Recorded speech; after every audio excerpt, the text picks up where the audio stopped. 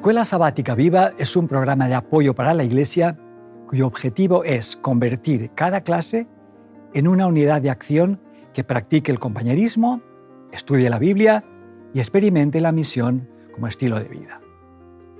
En la primera parte de compañerismo, dedica en tu clase 10 minutos a interesarte y conocer más a tus hermanos y hermanas, creando una red donde todos estéis cuidados y atendidos.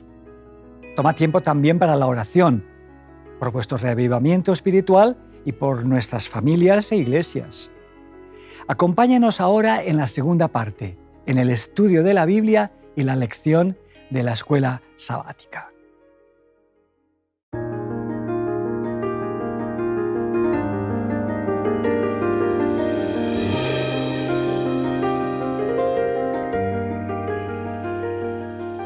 Bienvenidos de nuevo en este camino sinuoso de cómo interpretar la Biblia. Y hemos llegado ahora a los personajes importantes que son el centro del Evangelio de Jesús y los apóstoles, y vamos a ver cómo consideraban ellos la Biblia. Primero quiero hablar un poquito y que pensamos un poquito del valor de los textos en diferentes culturas. Saben, hay culturas que son más militares, en cual los niños desde pequeños fabrican armas, llevan armas, escudos. Hoy estamos en una sociedad tecnológica donde todos tenemos los gadgets, pero cuando uno mira la cultura judía y la cultura hebrea, se destaca la presencia de textos bíblicos. Empezando, le doy un ejemplo, entras en una casa judía y ya en la portada, en la entrada de la casa, hay lo que se llaman los mezuzot, unos cilindros en cual hay un rollo con un texto bíblico. Y cada uno cuando entra, cuando sale, toca este texto. El Nuevo Testamento menciona también los filacterios. ¿Nos pueden decir algo? Las filacterias. Bueno, el romano me ha jugado. Las filacterias. Eran unas cintas que tenían también textos bíblicos escritos que se enrollaban en el dedo del corazón y el brazo, y se ponían en el brazo y también en la frente. Y esto era una interpretación literal de un pasaje de Deuteronomio 6, las atarás en tu frente, las atarás en el brazo, en tu mano, y era una manera muy literalista de pensar. De cumplir. Yo cumplo en lo que hago y en lo que pienso, estoy intentando cumplir la voluntad de Dios. O sea, la intención era muy bonita. La lástima es si se queda solo en un gesto. En un gesto folclórico. Pero, ¿saben? No era solo un gesto, porque los debates entre los rabinos acerca de dónde atar, porque el texto no decía... No dice dónde. Bueno, pero la tradición dice que hay que atarlo en la izquierda para estar cerca del corazón. Así que esto nos muestra, ¿no? En breves detalles la importancia del texto. Más, desde niños los chicos escuchaban estos textos porque la ley decía también, y tenía que cumplirse, hay que ponerlos en canciones y cantarlas o repetirlas. Enseñarás a tus hijos. Enseñarás a tus hijos estas palabras. ¿Dónde? Al acostarse, al levantarse, al salir, así que... Al ir de viaje. Más, el respeto hacia el texto lo vemos también. Hay una parte del Talmud, ¿no? Y de Mishnah que se dedica a cómo copiar un texto. Pocas veces, solo lo que hemos trabajado algunas veces en editoriales, sabemos que hay pautas, pero los rabinos sintieron la necesidad de tener reglas. ¿Por qué? Y eso es lo que nos ha proporcionado Biblias que están una fidelidad increíble. Mira, hoy os he traído aquí una Biblia hebraica. Mirad, esta Biblia hebraica es, como veis, aquí tenemos la portada porque estamos en Occidente, pero si la queremos empezar a leer tenemos que irnos al otro lado, porque el texto hebreo, la escritura hebrea es de derecha para la izquierda. Entonces allí tenemos todo el texto bíblico, aquí lo veis, con unas pequeñas anotaciones en el margen que son... Entonces este texto ha tenido esta manera de cómo copiarlo, la de una fidelidad tan grande. Cuando se descubrieron los manuscritos del Mar Muerto, resulta que el texto de Isaías o otros textos que eran dudosos en la mente de algunos críticos, resulta que estaban prácticamente al pie de la letra después de siglos y siglos. Porque hasta contaban algunas veces las palabras y las letras. Sí. Y esto muestra respeto. Pero no siempre fue así. No que no siempre, no todos, porque el Nuevo Testamento nos muestra unos debates contemporáneos en la vida de Jesús acerca de... Lo sabía, sí, lo sabía. Había entre sectas o, facciones. Facciones. En la Biblia a veces te habla de la palabra secta, lo utiliza. Entre los saduceos y los fariseos, sobre todo, en los tiempos de Jesús. También estaban los esenios, ¿verdad? Pero no encontramos debates donde se mencione la palabra esenio en los evangelios. Pero fariseos y saduceos sí aparece muchas veces esta expresión. Entonces los saduceos solo se acogían. Aquí habéis visto en la Biblia que yo os he presentado, que es la Biblia de hoy, aquí hay 3 palabras. Esta, que empezando de la derecha a la izquierda, aquí pone Torá, aquí pone Neviim y aquí pone Ketuvim. Es decir, esto tiene la ley, los profetas y los salmos. O sea, se llama así, mirad aquí detrás, sí. Ley, profetas y salmos. Entonces los saduceos solo cogían la ley. Es decir, la ley solo la primera parte, solo los 5 libros de Moisés, el Pentateuco. Sí, entonces allí está pues, un poco la historia del pueblo de Israel hasta que entran en Tierra Prometida y las leyes dadas por Moisés, nada más. Eso era lo único normativo. Entonces, naturalmente, los fariseos sí que habían acogido los libros de los profetas.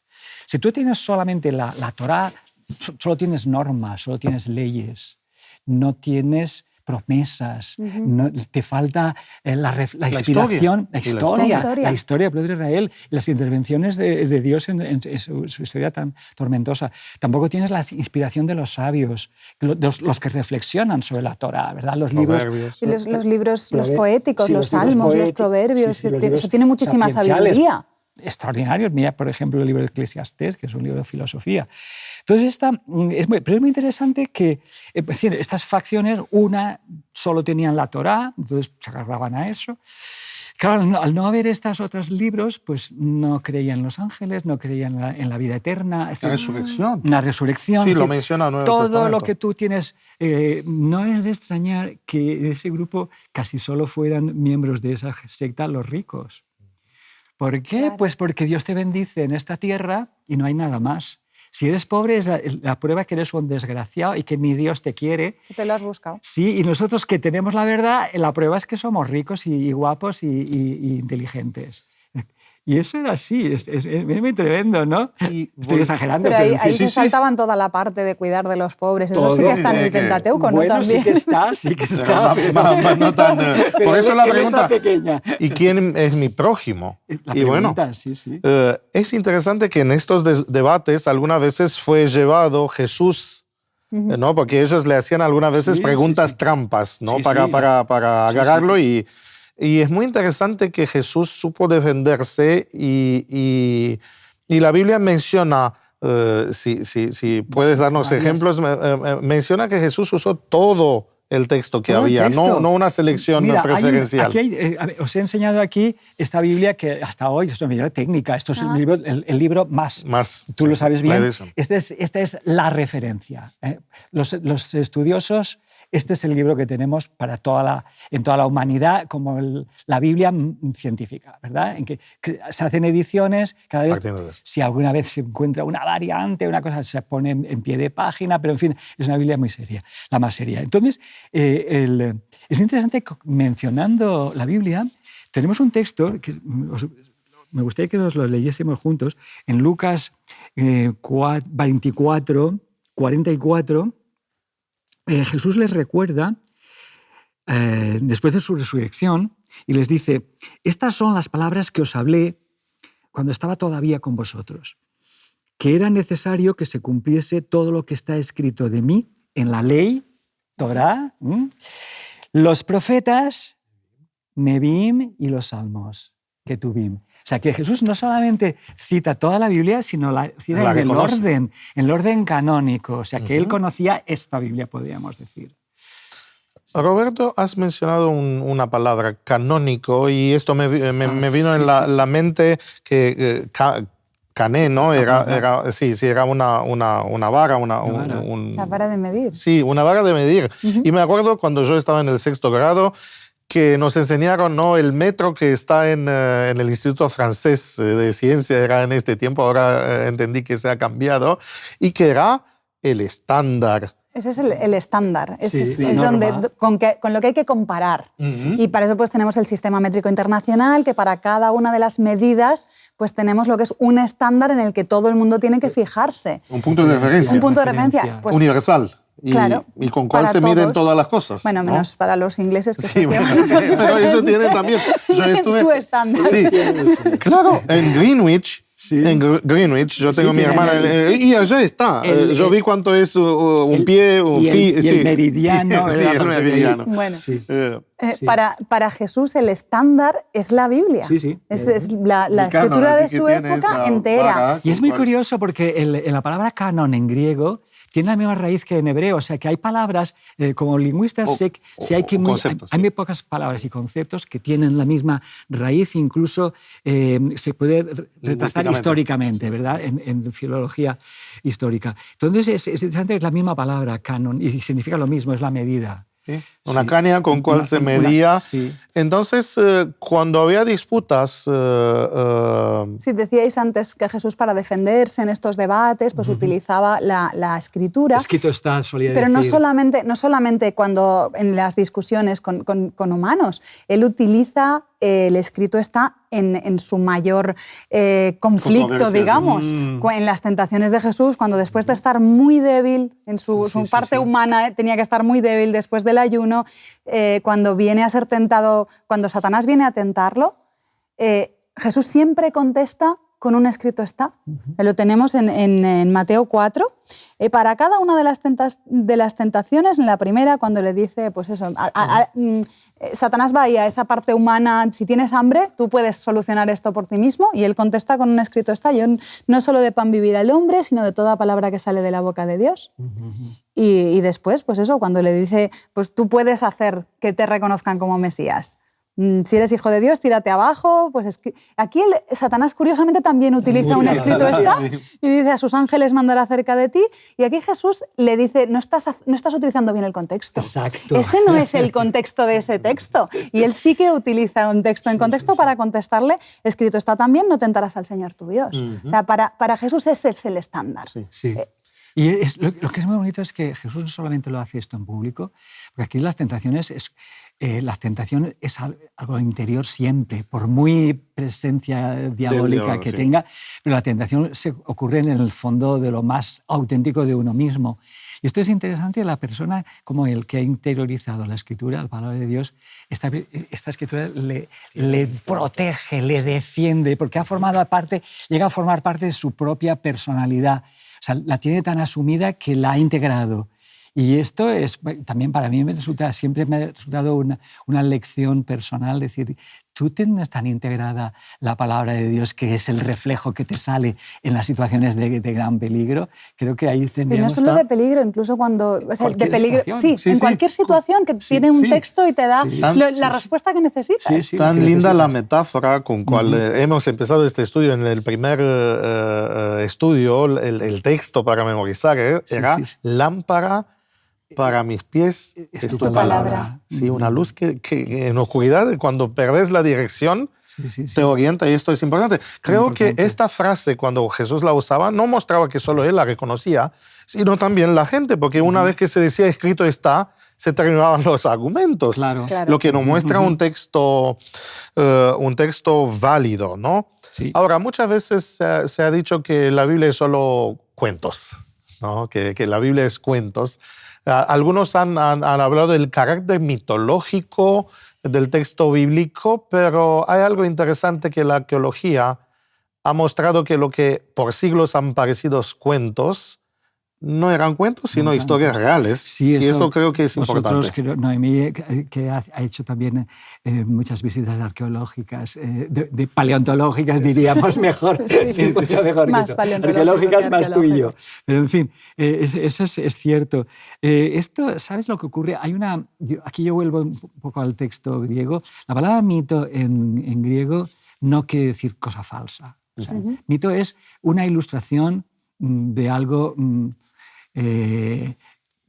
que tiene un carácter que te pasa, o sea, que está por encima de ti. Sí. Entonces, más sabio. Sí, o sea, sí, pero hoy día la usamos en el sentido... mitológico, en el sentido de que es algo funcionalmente... Que no tiene realidad, que no tiene conexión. Sí, pero entonces, es que en la Biblia también a veces encontramos la palabra mitos en el sentido de una cosa con imágenes, o sea, es contada en imágenes. Una historia que tiene un fondo, ¿verdad?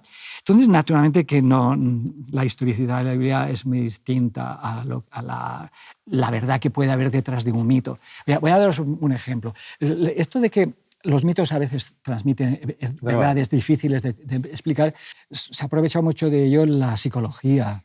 El mito de Edipo, por ejemplo, buscar... Sí. Porque hay realidades de Narciso. Este es muy fácil de entender. O sea, en la mitología griega, Narciso es un pastor que vive en el Olimpo, del que están enamoradas todas las ninfas, pero él no se hace caso a ninguna, porque él está enamorado de sí mismo. Entonces él se pasa horas mirándose lo re guapo que es en el estanque que tiene allí, hasta el punto que un día, llevado por la pasión, se echa para abrazarse y se ahoga.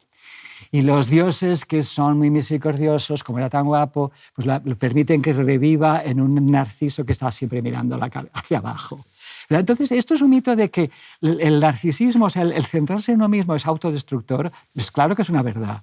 Entonces, la parte, o sea, nada de lo que han contado es cierto, pero y algunas personas intentan leer lo mismo con el texto bíblico. Ahora yo quería decir, si es verdad que el narcisismo es algo dañino y creo que el cuento, el mito justo quiere resolver, pero creo que cualquiera se da cuenta que Narciso no existió. Mientras que cuando hablamos de Adán o cuando hablamos de Abraham, no pensar, es peligroso pensar porque la Biblia nos dice, y Jesús trató estos personajes no como unos personajes que enseñan solo una lección, sino como personajes reales. Es que en la Biblia tenemos nombres y lugares y fechas. Y esto, los textos históricos de la Biblia, que a veces dices, bueno, a lo mejor no me parecen todos muy edificantes, porque hay historias también negativas en el sentido de que son ejemplos a no seguir. Pero están ahí porque nos muestran la realidad de la vida. Y estas batallas que a lo mejor me parece que no tenían que haber tenido lugar nunca, también me dan lecciones. Y tengo vestigios y encuentro... Yo no, del Antiguo Testamento, pues te lo dejo a ti, sobre todo, pero en el Nuevo Testamento hay muchas cosas muy interesantes que están verificadas, y a medida que pasa el tiempo nos encontramos más confirmaciones de detalles que, si esos detalles son verdaderos, ¿por qué no va a ser el texto en que están metidas? ¿No? Antes hablábamos de esas diferentes partes de la Biblia. Quizás me gustaría decir una idea, porque cuando hablamos de Biblia hablamos de una palabra en plural. Biblia, en griego, los plurales neutros terminan en alfa. Y ta Biblia significa los libros. Los libros. O sea, que en realidad la gente de la Biblia no pensaba en un solo libro. Ya sabían ellos que era una biblioteca, una colección. Y esto pues es bueno también porque esa diversidad de libros también había diversidad de funciones. El texto que he leído al principio de esas escrituras inspiradas divinamente era en el segunda de Timoteo. Voy a volver a él porque es interesante. Segunda de Timoteo 3:16, y útil, y ahí la utilidad sí que dice que es diversa, no es una sola utilidad, no solamente para tu curiosidad, es para enseñar, naturalmente, redarguir es para convencerte de cosas que te conviene saber, corregir también, imagino que errores sobre todo, instruir. Es decir, que hay una cuádruple utilidad de la Biblia, o sea, los textos bíblicos no tienen todos la misma intención. Hablando de biblioteca, me viene en la mente, ¿no?, que también en biología hay cosas complejas que están hechas de partecitas, ¿no?, que pueden funcionar capaz aisladas, pero lo que importa es toda la función conjunta. En realidad el cuerpo humano es así. Y esto me hace pensar en los samaritanos, que no eran solo los saduceos, sino los samaritanos. Ellos tampoco tomaban toda la Biblia. Y hablando de arqueología, ¿no?, tenemos manuscritos que se llama el Pentateuco samaritano, porque los samaritanos tenían solo su parte. ¿Qué pasa si uno se lee de una colección o de un sistema se lee solo una parte o analiza solo una parte. De un diccionario solo un volumen. Sí. ¿Qué pasaría de esta perspectiva? Que no Sí. captarías el mensaje completo, eso se queda cojo. Es como si a un taburete que tiene 3 patas le quitas una, eso no funciona. No funciona. No funciona. Y Sí. es un poco lo que comentábamos antes. O sea, la ley es muy útil y tenemos clarísimo que Jesús apreciaba la ley en su conjunto, pero le faltan cosas. A mí me gustan mucho estas expresiones de Jesús en que habla de las 3, y además las cita en el orden y además eso sí es Y además creo que en ese texto, si no recuerdo mal, eso es después de la resurrección de Jesús y les está diciendo, teníais que haberos leído todo esto y haberos fijado para saber todo lo que decía de mí. Claro. Tienes que haberlo leído todo. O sea, eso es lo que lleva hasta Jesús, que es el centro de la Biblia. ¿Saben? En Entonces, teología tenían que pasar por los 3. Sí. decimos esta frase, sola escritura, sola escritura, y tenemos tota escritura, Sí. que es justo este concepto que no te sirve en una teoría, vamos a decir, sobre Jesús o sobre Dios, si yo me leo solo No te quedas- preferencialmente, solo en lo que me gusta o solo lo que... Es que no. cuando Jesús decía a los discípulos que tenían que haberlo leído todo, tiene razón, porque las profecías mesiánicas no se pueden entender. En los Salmos hay expresiones Detallitos. poéticas, flashes, pero solo que si no los metes dentro de un contexto no sabes dónde ponerlos. Y lo mismo en las profecías, porque había ya unas promesas hechas en el Pentateuco sobre el plan de salvación de Dios. Sí, desde el principio. Sí. Y es interesante que el texto que ha citado Noemí dice sobre mí. En realidad, todos estos fragmentos, todos estos volúmenes, al final nos hablan de Jesús y de eso Dios. le da una cohesión tremenda. Sí, Sí. Y ¿saben? Esta no era solo la actitud de Jesús, sino yo veo esto también en la manera en cual los apóstoles que escribieron el Nuevo Testamento han usado textos del Antiguo Testamento. Sí. Por excelencia, Apocalipsis, yo me acuerdo que trabajé para la Sociedad Bíblica en un proyecto de traducción y teníamos un volumen de citas paralelas del Nuevo Testamento en el Antiguo Testamento. Y quiero decirle que pasa lo mismo. Pablo, Juan, están citando, pero no solo de los libros de Salmos, de toda la Biblia. Y como que se están apoyando en esto, pero también construyendo como ladrillos pequeños con cual construyen un edificio más grande. Sí. Galateos, ¿no? Pablo.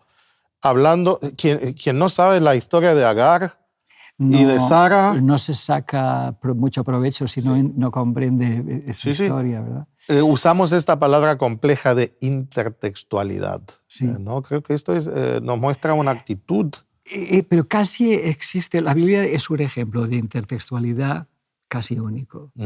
Es decir, y sorprendentemente único porque ellos cuando escribían no tenían la menor intención de saber lo que iba a pasar. Hipervínculos. Después, no. Y muchos de ellos escribían de manera aislada, sin saber. Los profetas no sabían, probablemente ignoraban que existían otros. O sea, algunos sí se conocían, pero a veces no. Y esta intertextualidad es realmente sorprendente.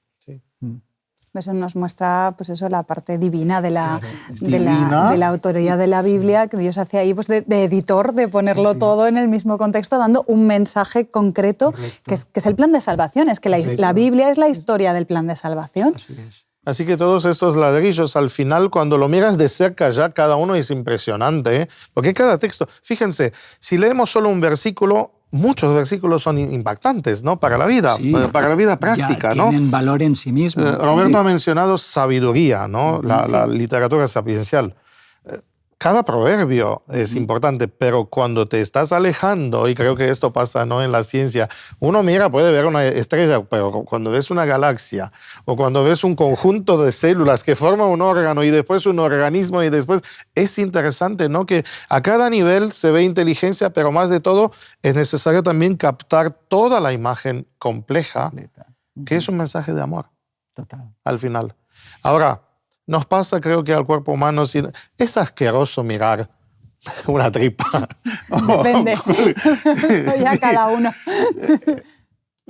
Algunos, viste, se concentran solo, Dios del Antiguo Testamento es un Dios cruel, ven solo sangre. Claro, porque estás mirando las tripas, estás mirando solo la sangre, pero cuando te estás alejando y cuando ves la imagen completa, no es un Dios cruel, no es un Dios que no le alejado de la humanidad, sino un Dios que sufre, un Dios que viene, un Dios que se acerca, un Dios que... Y creo que esto es lo más lindo. Esto es el mensaje de la vida, ¿no le parece? Así es. Esto. Termina Apocalipsis con muchos textos de Antiguo Testamento. Constantemente. Empieza con un jardín y termina con un jardín. Y todo este viaje tenemos una lámpara. Y todo este viaje tiene sentido. Sí. Aunque no lo vemos. No somos solos. Sí. No estamos solos. A mí me gusta mucho la pintura. Y a veces, mirando un cuadro, he pensado, si yo fuera una hormiga que está paseándose este cuadro, claro que no vería sentido a nada. El cuadro. Y entonces yo tengo que retirarme e incluso hace falta que alguien venga y me hable en el lenguaje de hormiga y me diga, esto que tú estás pasando encima, esto es un ojo, esto es precioso. Y bueno, la Biblia es un poquito Dios poniéndose a nuestro nivel para que comprendamos la belleza del cuadro. Del cuadro. Y sabe, creo que hablando de cuadro, ¿no? Nosotros tenemos una ventaja, los que vivimos en el siglo XXI, porque me imagino los que habían vivido en el tiempo cuando no se había escrito todavía Isaías, Sí. Los que han vivido en tiempo cuando todavía los apóstoles no han descrito tan lindo las palabras de Jesús, es que nosotros ahora estamos a un tiempo tan lejano que podemos tener esta perspectiva. Tenemos las ventajas. Tenemos una ventaja. Y creo que sobre esto vamos a hablar la próxima vez. Estupendo. Porque se nos acabó el tiempo. La Biblia, fuente autoritativa de nuestra teología. Esta mirada desde lejos, vamos a ver qué bien y qué cosas lindas nos trae. Perfecto. En la tercera parte de Escuela Sabática Viva, usa 10 minutos y analiza cómo podemos aplicar lo estudiado. ¿De qué manera puedes compartir tu esperanza con las personas que te rodean? Animamos a cada unidad de acción a tener una experiencia más allá del sábado, a crear vuestro propio proyecto misionero, programad en vuestras casas reuniones para orar y confraternizar, buscad un tiempo en la semana o en el sábado por la tarde. Gracias por acompañarnos hasta aquí y querer que tu escuela sabática sea un proyecto lleno de vida. Nos vemos la semana que viene.